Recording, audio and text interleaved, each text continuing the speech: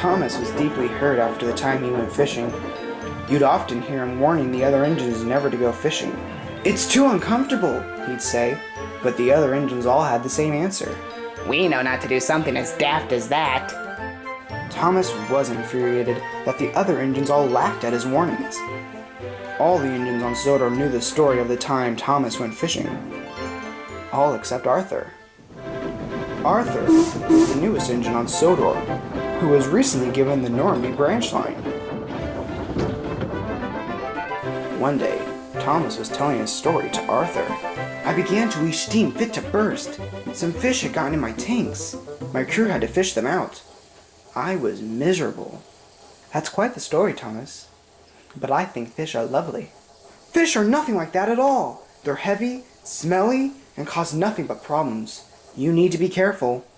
Arthur laughed and puffed away. Thomas was cross, and he snarled his nose.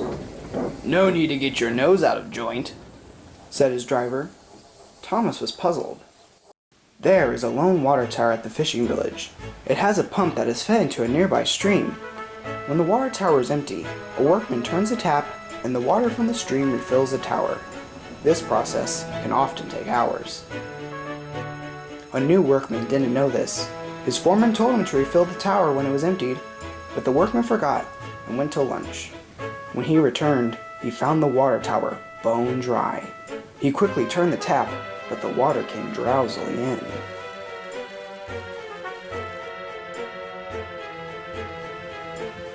"This is taking too long. If it's not filled, I'll get in trouble."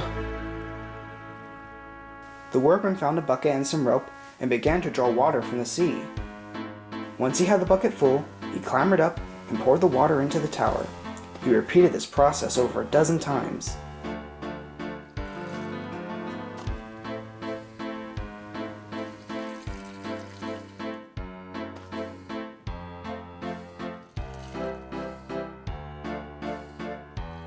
At last, the water tower was filled, and the workman went away. Later, Arthur arrived to collect a train of fish. He needed to refill his tanks. His driver connected him to the hose pipe and turned the tap. As he did, there was a great plop. What was that? "It's only the water draining into your tank." But it sounded like something fell in. "Don't be daft. It's only water." Meanwhile, Thomas was busy sending trucks in the yard, but Thomas was in a bad mood. "What's wrong?" "Driver says my nose is out of joint." "Did you bump into a truck too hard?" "No. Driver says it means to make a fuss over nothing." "Nose out of joint. What a funny saying." Driver said after Arthur laughed when I told him the time I went fishing.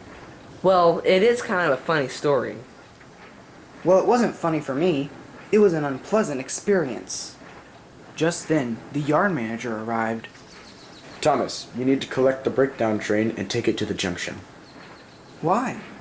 Apparently Arthur is having trouble with the fish." Thomas was confused. Arthur's quite good with fish trucks. I wonder what's wrong.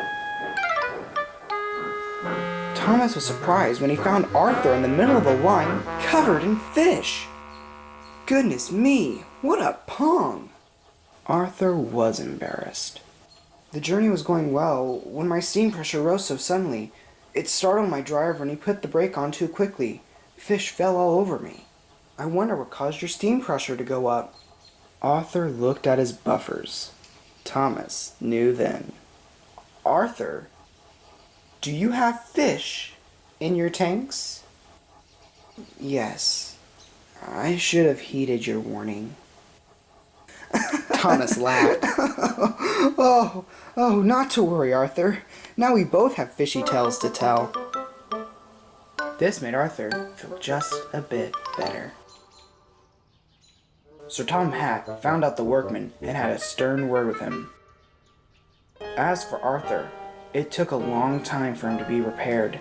The fish didn't want to leave Arthur's warm tanks. When Arthur returned to work, he smelt of fish for weeks. Arthur doesn't think fish are wonderful now, and is most cautious when he refills.